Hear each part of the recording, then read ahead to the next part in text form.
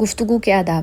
قرآن مجید ہمیں سکھاتا ہے کہ زبان کو کیسے استعمال کرنا چاہیے تاکہ یہ خیر و بھلائی کا ذریعہ بنے، نہ کہ فساد اور بگاڑ کا۔ اللہ تعالیٰ کا فرمان ہے وَقُلْ لِعِبَادِي يَقُولُوا الَّتِي هِيَ أَحْسَنُ إِنَّ الشَّيْطَانَ يَنزَغُ بَيْنَهُمْ إِنَّ الشَّيْطَانَ كَانَ لِلْإِنسَانِ عَدُوًّا مُبِينًا۔ میرے بندوں سے کہہ دیجئے کہ وہ ایسی بات کریں جو بہترین ہو، بے شک شیطان ان کے درمیان فساد ڈالتا ہے، یقیناً شیطان انسان کا کھلا دشمن ہے۔ یہ آیت ہمیں سکھاتی ہے کہ نرم، مثبت اور احسن گفتگو نہ صرف تعلقات کو مضبوط کرتی ہے بلکہ شیطان کے وسوسوں سے بھی بچاتی ہے۔ قرآن مجید نے مختلف مقامات پر گفتگو کے آداب و اصول سکھائے ہیں، جن میں سے چند درج ذیل ہیں۔ نمبر 1، قول معروف، اچھی بات۔ وَقُولُوا لَهُمْ قَوْلًا مَعْرُوفًا، اچھی معروف بھلی بات کہنا جو دوسروں کے لیے نرمی اور خیر خواہی کا باعث ہو۔ نمبر 2، قول بلیغ، مؤثر بات۔ یقولوا قولا بلیغا، ایسی بات کرنا جو دل میں اتر جائے، جامع اور بامقصد ہو۔ قول کریم، عزت و وقار والی بات۔ وَقُلْ لَهُمْ قَوْلًا كَرِيمًا، والدین اور بڑوں سے عزت و احترام کے ساتھ بات کرنا۔ قول سدید، درست اور سیدھی بات۔ یا ایھا الذین آمنوا اتقوا اللہ وقولوا قولا سدیدا، ایسی گفتگو کرنا جو سچائی، دیانت اور درستگی پر مبنی ہو۔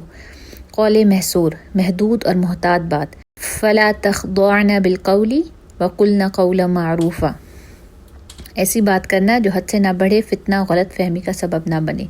قول لین، نرمی والی بات۔ فقولا له قولا لینا لعلہ یتذکر او یخشی، نرمی اور محبت سے بات کرنا، خصوصاً نصیحت کے وقت۔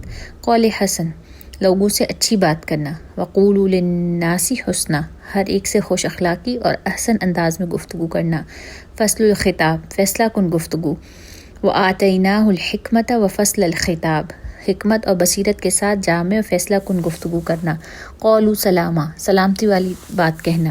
وإذا خاطبهم الجاہلون قولوا سلاما، جہالت اور بدتمیزی کا جواب نرمی، صلح اور سلامتی سے دینا۔ نمبر 10، مثبت اور خوش کرنے والے الفاظ کا انتخاب۔ زبان میں محبت، نرمی و خیر خواہی رکھنا۔ کسی کی اصلاح کرنی ہو تو ایسے الفاظ چننا جو اس کے دل پہ بوجھ نہ بنے بلکہ اسے حقیقت قبول کرنے پر آمادہ کریں۔ 11، حکمت سے بات کرنا۔ امام شافعی رحمہ اللہ فرماتے ہیں یہ نہ کہو کہ فلاں شخص جھوٹا ہے بلکہ کہو کہ اس کی بات میں وزن نہیں۔ قرآن ہمیں سکھاتا ہے کہ حسن ظن بھی عبادت ہے اور حسن کلام بھی۔ اگر ہم زبان خیر کے لیے استعمال کریں، نرمی، محبت اور حکمت سے گفتگو کریں تو یہ معاشرے میں بھلائی پھیلانے کا ذریعہ بن سکتی ہیں، لیکن اگر زبان بے قابو ہو، سخت اور غیر محتاط ہو تو یہی زبان بگاڑ اور فتنے کا سبب بن جاتی ہے۔ لہٰذا ہمیں ہمیشہ وہی بات کہنی چاہیے جو احسن ہو، جو اللہ کے قریب کر دے، جو دلوں کو جوڑ دے، نہ کہ توڑے۔ اللہ تعالیٰ ہمیں ہمیشہ اچھے، سچے اور نرمی والے الفاظ بولنے کی توفیق عطا فرمائے۔ یہ سبق معنی القرآن 29 سے ماخوذ ہے۔